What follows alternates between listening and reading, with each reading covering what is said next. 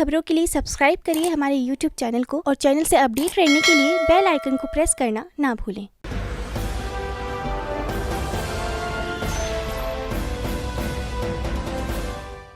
छत्तीसगढ़ में कोरोना संक्रमण की दूसरी लहर ने लोगों के बीच कहर मचा रखा। दिन पर दिन कोरोना के मामले लगातार बढ़ रहे हैं और इस कोरोना काल में स्वास्थ्य विभाग की क्या तैयारियां हैं, ये जानने के लिए आज बुलंद हिंदुस्तान की टीम ने स्वास्थ्य मंत्री टी.एस. सिंहदेव जी से खास बातचीत की। नमस्कार, मैं प्रकाश पांडे और आप सबका स्वागत करता हूं बुलंद मीडिया ग्रुप में।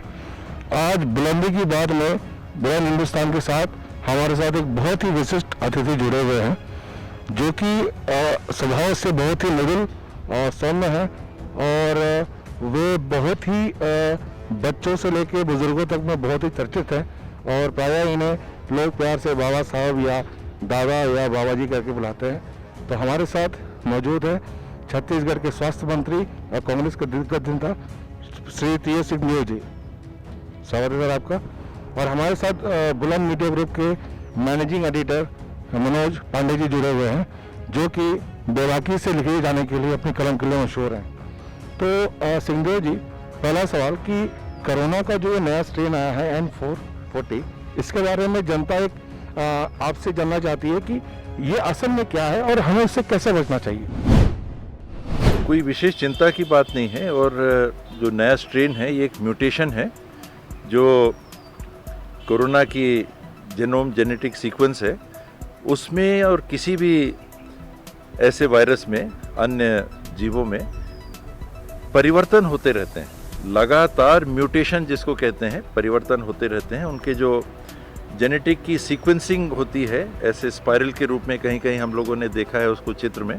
मैं भी बहुत तो नहीं जानता हूं, लेकिन जितना मैं समझता हूं 4 तत्वों के जोड़ का बना हुआ जेनेटिक सीक्वेंस होता है और ये 4 तत्वों के कॉम्बिनेशन, एक ऊपर एक नीचे, एक ऊपर एक नीचे, इसको अलग अलग कॉम्बिनेशंस में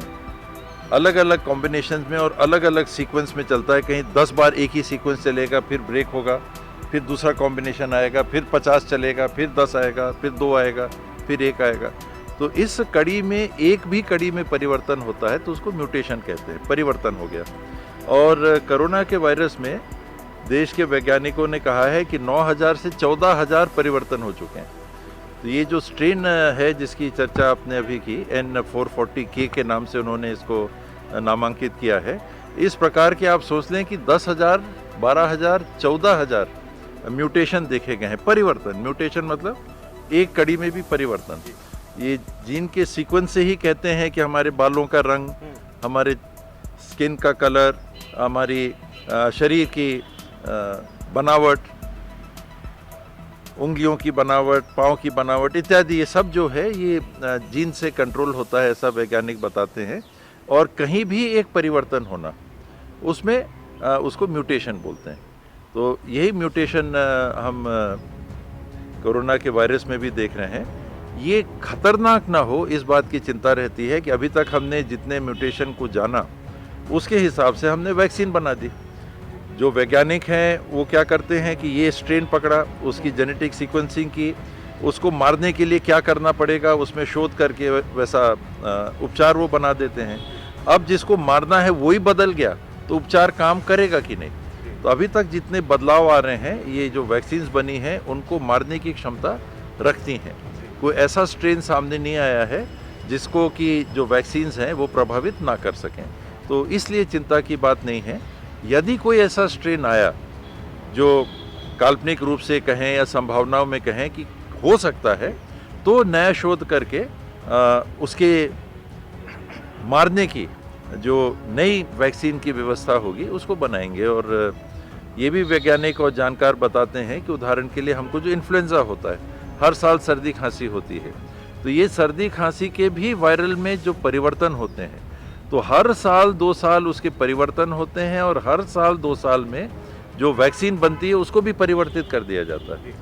तो वैज्ञानिक शोध में इतनी क्षमता और जानकारी आजकल रखते हैं, इतने रिकॉर्ड रखते हैं, जेनेटिक रिकॉर्ड रखते हैं कि कहीं भी परिवर्तन आता है तो उसको कैसे हमको ठीक करना है या मारना है उस बीमारी को, उसका शोध कर लेते हैं। तो बहुतों का मिला है, कुछ का नहीं मिला है, जैसे एड्स इत्यादि के हमको जानकारी है, लेकिन वैज्ञानिक शोध अभी उसको ख़त्म करने की विधि नहीं ढूंढ पाए। तो कोरोना के लिए अभी चिंता की बात नहीं है, लेकिन बहुत सतर्क होने की बात है। लगातार वैज्ञानिकों को शोध करते रहने की स्थिति है और कर भी रहे हैं कि कोई ऐसा अगर स्ट्रेन आया जिस पे वैक्सीन का प्रभाव नहीं पड़ेगा तो उसके लिए नए वैक्सीन या नए प्रकार की वैक्सीन बनानी पड़ेगी। सिंह जी, WHO ने बार बार अपने नॉर्म्स चेंज किया है पिछले एक साल में। हम देखेंगे तो पहले कहा था उन्होंने कि गर्मी में ये कम होगा, गर्मी से के प्रभाव से कोरोना वायरस मरता है, ठंडी में इसके बढ़ने की चांस है। लेकिन हमने इसका विपरीत देखा है कि गर्मी में ये बढ़ा, दोबारा ये 2021 में जो गर्मी आ रही है इसमें ये फिर से इसका जो प्रभाव है ये बढ़ रहा है सेकेंड स्ट्रेन के साथ। और एक बात हुई थी कम्युनिटी स्प्रेड की, तो क्या हम इंडिया में, भारत में या छत्तीसगढ़ की बात करें तो क्या भारत और छत्तीसगढ़ कम्युनिटी स्प्रेड की तरफ बढ़ चुका है? एक जो पहला आपने WHO के संदर्भ में कहा, कोरोना के संदर्भ में अगर हम बात करें केवल, तो कोरोना की जानकारी विश्व के उच्चतम स्तर के वैज्ञानिकों को भी सीमित है। ये वायरस दिसंबर जनवरी में चाइना में पहली बार देखा गया और उसके बाद से शोध चालू हुए, वहाँ भी शोध चालू किया वैज्ञानिकों ने। जब ये दूसरे देशों में गया तो वहाँ के वैज्ञानिकों ने भी शोध प्रारंभ किया और अभी भी किसी को ये नहीं मालूम कि 1+1 = 2। कोरोना के संदर्भ में किसी को नहीं मालूम है, क्योंकि इतना कम समय मिला है कि सामान्य रूप से वैक्सीनें जो 10-15 साल में बनती हैं, यानी 15 साल में स्टडी किया जाता है कि जो परिवर्तन हो रहे हैं, म्यूटेशंस हो रहे हैं, उसमें वैक्सीन कैसे काम कर रही है, कोई साइड इफ़ेक्ट तो नहीं आ रहे।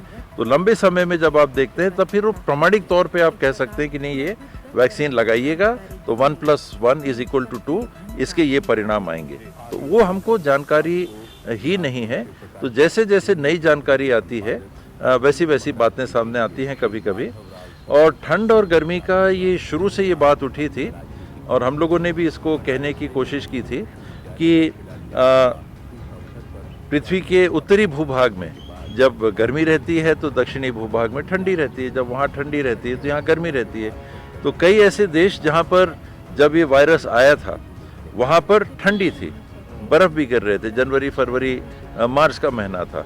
तो भी अमेरिका के ही ले लें कि अमेरिका के उत्तरी भाग में बर्फ़ थी तो मेक्सिको में गर्मी थी, वहाँ पर कोई ऐसी स्थिति नहीं थी, लेकिन वहाँ भी वायरस था, वहाँ भी वायरस था। यूरोप और इंग्लैंड में अगर वायरस है तो अरब की खाड़ी में भी वायरस था, वहाँ के टेम्परेचर 40 के आसपास के थे और वहाँ पर बर्फ़ जम रही थी। तो उस समय से ही ये बात स्पष्ट थी कि कोई टेम्परेचर का इसके ऊपर प्रभाव पड़ता है, ऐसा लग नहीं रहा है। और ये मान के हमको नहीं चलना चाहिए कि इसका प्रभाव तापमान के आधार पे घटेगा बढ़ेगा। ये बातें भी शोध में आई थी उस समय और कुछ लोगों ने कहा था कि अमेरिका इत्यादि जो विकसित देश हैं उनमें कई टीकाकरण नहीं होते हैं। भारत में, चीन में इत्यादि यहाँ BCG वगैरह लगते हैं, बच्चों को शुरू से ही इम्यूनाइजेशन के लिए कुछ उपचार किया जाता है। तो एक कारण ये हो सकता है। तो ये शोध का ही विषय है कि ये ज़रूर देखा गया है कि एशियाई देशों में उतनी तीव्रता से कोरोना का प्रकोप नहीं दिखा है जितना यूरोप के या अमेरिका के देशों में देखा गया है। तो ये सब शोध का विषय है। ये जो रिपोर्ट अलग अलग आती है कि आज कुछ बात आई, कल कुछ बात आई, ये चिंतन है, ये विचार है कि ऐसा भी हो सकता है क्या कि ठंड रहेगी तो तापमान भी कम रहेगा, वातावरण भी भारी हो जाता है, मिस्ट रहती है, फॉग रहता है, धुंध रहता है। तो कहीं ऐसा तो नहीं कि उस समय में बूंद से जो ट्रांसमिशन हो रहा है वायरस का, हवा से तो हो नहीं रहा है, तो बूंद क्या भारी वातावरण में कुछ ज़्यादा समय तक हवा में टिकी रहेगी क्या, ज़मीन में गिरने के पहले या नष्ट हो जाने के पहले क्या हवा में ज़्यादा समय तक टिक सकती है? तो उसमें हम आप पीछे से चल के आ रहे हैं तो क्या उसके संपर्क में आ सकते हैं अगर हमने मास्क इत्यादि नहीं पहने हैं? तो वही टेम्परेचर को लेके बात होती है। लेकिन ऐसा कोई शोध नहीं है कि गर्म होगा तो वायरस मर जाएगा। ये जानकारी है कि आप साबुन से हाथ धोएंगे तो इस वायरस के चारों तरफ एक चर्बी की जो परत होती है वो साबुन से हाथ धोने से गल जाती है, और जब वो परत गल जाती है चर्बी की तो वायरस मर जाता है। तो तापमान से वायरस के या चर्बी के गलने से मरने की अभी तक कोई शोध सामने नहीं आया कि ठंड होगा तो ऐसा होगा, गर्मी होगी तो ऐसी होगी।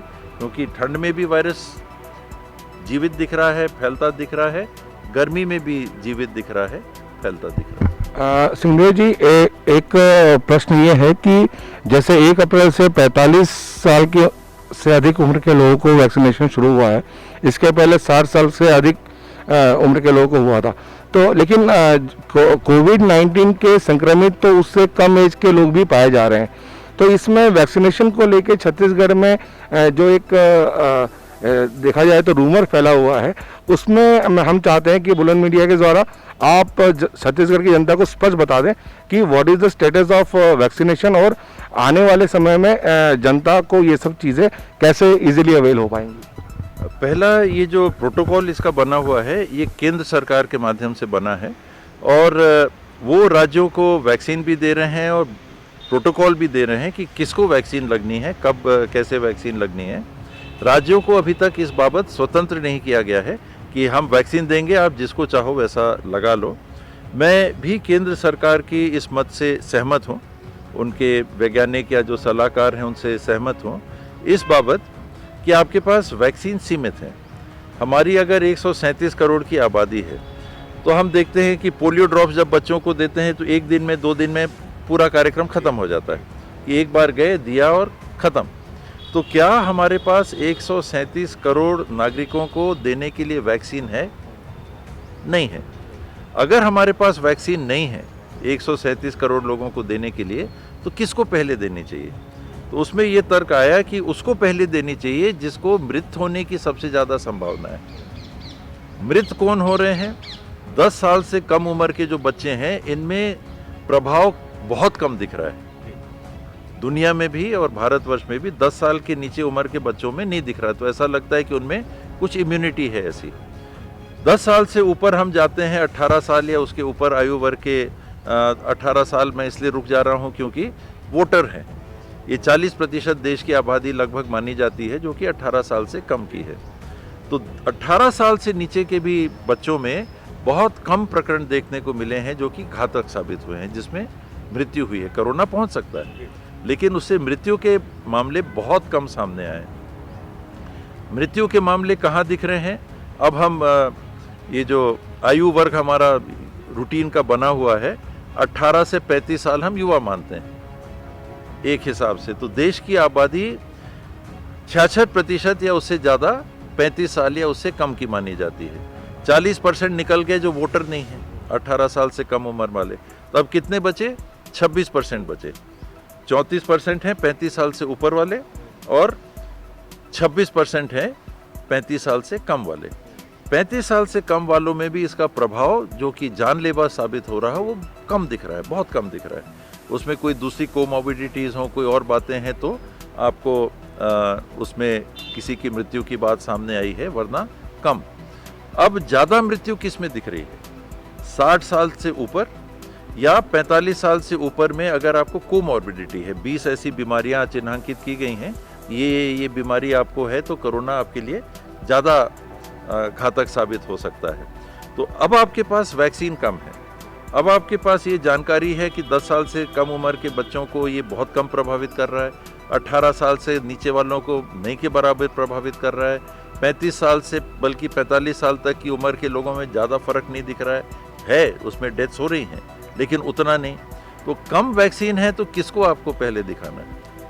आपको पहले किसको लगाना है? आपके परिवार में 10 सदस्य हैं, 2 सदस्य 10 साल की उम्र से कम है, 2 सदस्य आपके 18 साल की उम्र तक के हैं, 3 सदस्य आपके 35 साल की उम्र तक के हैं और 3 सदस्य आपके 35 साल से ऊपर के हैं। तो आप किसको वैक्सीन लगाएंगे? जिनको मृत्यु का ज़्यादा खतरा है। एज भी नहीं, अगर एज भी हो और मृत्यु ना हो तो उनको उम्र वालों को लगाने की ज़रूरत नहीं है। लेकिन 80 से 90% जो मृत्यु हो रही है वो इस वर्ग की हो रही है जो 60 साल के ऊपर हैं या जिनको दूसरी बीमारियां भी हैं। इसलिए ये निर्णय लिया गया कि पहले इनको कर लो, इनको बचाने की कोशिश करो, फिर दूसरे आयु वर्ग में आओ, फिर और लोगों के लिए इसको सबके लिए खोल दो। तो सबके लिए खुल जाएगा कुछ समय में। डॉक्टर रमन सिंह ने बोला है कि कोरोना जो राजधानी में यहाँ फैला हुआ है क्रिकेट मैच की वजह से फैला है, जबकि वहीं दूसरी जगह ब्रिजमोहन अग्रवाल का बयान है कि कोरोना फैलने में सबसे ज़्यादा अगर जिम्मेदार है तो स्वास्थ्य मंत्री, यानी आपको बोलेंगे। उनकी सारी बातों को मैं स्वीकार करता हूँ। बहुत अनुभवी लोग हैं, बहुत जानकार लोग हैं, उन्हें सरकार देखी है, दुनिया देखी है, मेरे से ज़्यादा देखी होगी, तो मुझे उनकी बात में कुछ नहीं कहना है। दुनिया भी देख रही है, छत्तीसगढ़ भी देख रहा है कि ये बात सही है कि जैसे क्रिकेट टूर्नामेंट चल रहा था वैसे ही कोरोना भी हमारा बढ़ा, ये किसी से छुपा हुआ नहीं। तो अगर हम क्रिकेट टूर्नामेंट से कोरोना के बढ़ाव को हम देखते हैं तो महाराष्ट्र में क्यों बढ़ रहा है? कोरोना महाराष्ट्र में भी बढ़ रहा है। केरल में क्यों बढ़ रहा है? वहाँ तो क्रिकेट टूर्नामेंट नहीं हो रहा है। दिल्ली में क्यों बढ़ रहा है? कर्नाटक में क्यों बढ़ रहा है? मध्य प्रदेश में क्यों बढ़ रहा है? दूसरे राज्यों में क्यों बढ़ रहा है? डॉक्टर रमन सिंह जी बहुत ज्ञानी हैं, उन्होंने एक तर्क दिया। मुझे लगता है कि ये बयान तार्किक कम और राजनीतिक ज़्यादा है कि छत्तीसगढ़ की सरकार को नीचे दिखाना। तो उन्होंने कह दिया कि भाई क्रिकेट के टूर्नामेंट की वजह से ऐसा हो रहा है, कोई शराब की बात कर देते हैं, कोई तीसरी बात कर देते हैं। लेकिन अगर आप तुलना करें तो क्या दुनिया में जहाँ स्पाइक आ रही है, ब्राज़ील में स्पाइक आ रही है, इंग्लैंड में स्पाइक आ रही है, और जगह स्पाइक आ रही है, वहाँ क्रिकेट टूर्नामेंट के आयोजन हो रहे हैं क्या? इसमें कोई दो बात नहीं है कि भीड़ भाड़ से हमको बचना चाहिए, इसमें कोई दूसरा तर्क हो ही नहीं सकता।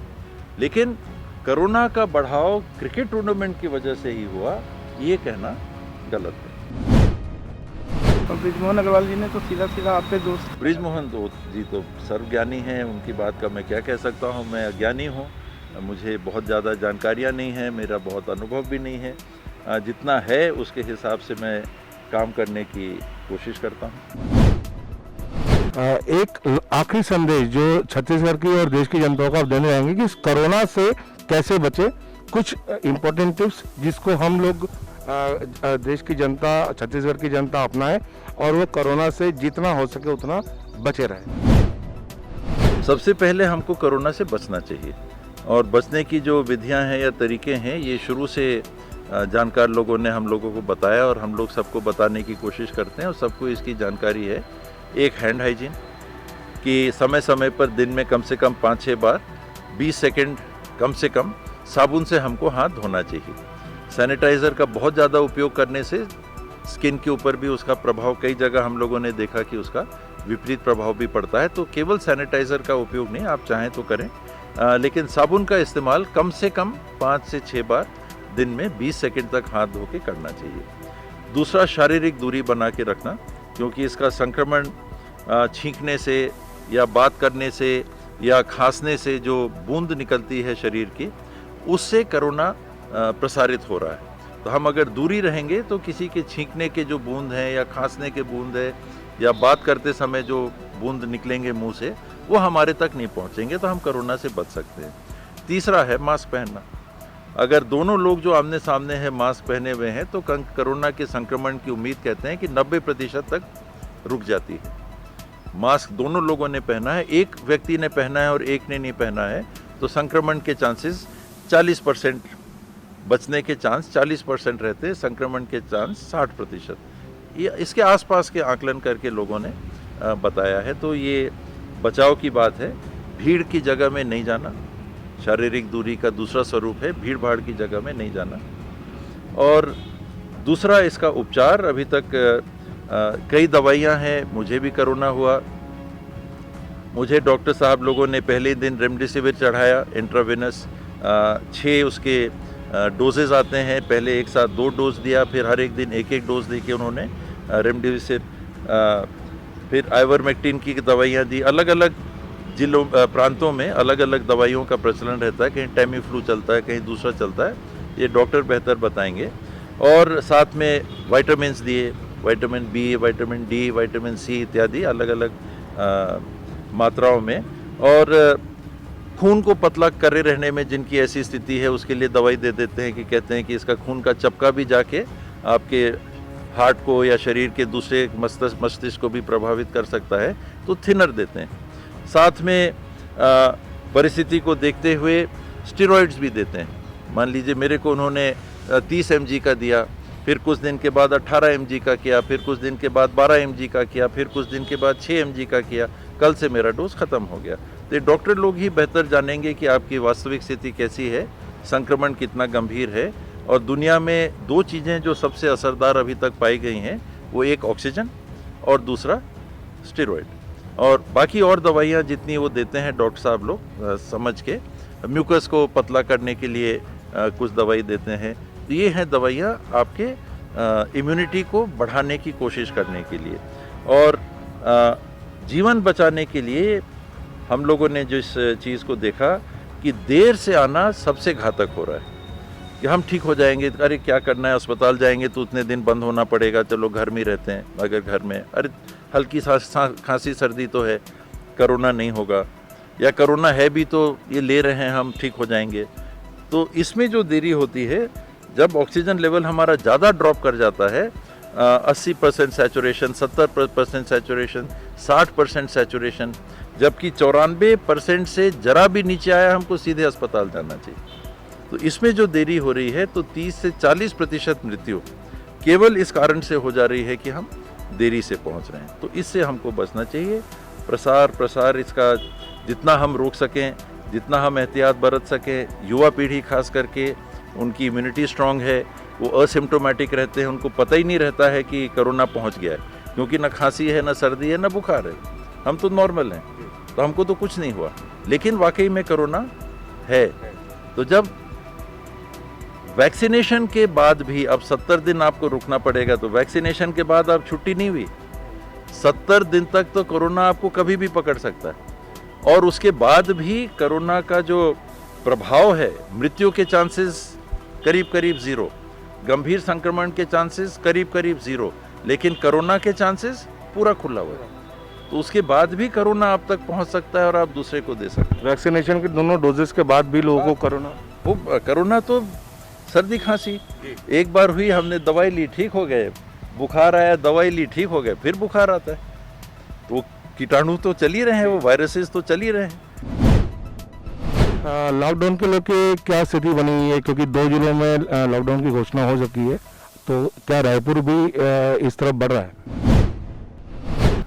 ये कलेक्टर साहब लोगों को निर्णय लेना है। माननीय मुख्यमंत्री जी ने उन्हें अधिकृत किया है कि अपने अपने क्षेत्र में, उदाहरण के लिए नारायणपुर में कोई स्थिति नहीं दिख रही लॉकडाउन करने की, तो छत्तीसगढ़ सरकार छत्तीसगढ़ बंद करने का क्यों निर्णय लेगी? सुकमा में अभी ऐसी स्थिति नहीं दिख रही, बस्तर संभाग में ऐसी स्थिति नहीं दिख रही। कई और जिले हैं जिसमें संक्रमण अभी उतना नहीं बढ़ा है, लेकिन अगर दुर्ग, रायपुर, राजनांदगांव ये 20 के ऊपर, 24 के ऊपर, 30 के ऊपर चल रहा है और लगातार 3-4 दिन तक अगर इसी स्तर पे रहता है, तो वो बड़ी चिंता की बात है। तो उसमें फिर कलेक्टर साहब लोग निर्णय लेंगे। तो ये थे छत्तीसगढ़ के स्वास्थ्य मंत्री टी.एस. सिंहदेव जी, और अगले एपिसोड में हम एक नए शख्सियत के साथ मिलेंगे। तब तक के लिए धन्यवाद और अपना ख्याल रखें। और जैसा कि मंत्री जी ने बताया, कोरोना को जितने भी बिंदुवर उन्होंने बहुत ही सरल ढंग से समझाया कि हम प्रिकॉशन रखें और अपना स्वास्थ्य का ध्यान रखें और लापरवाही बिल्कुल ना बरतें। तो धन्यवाद।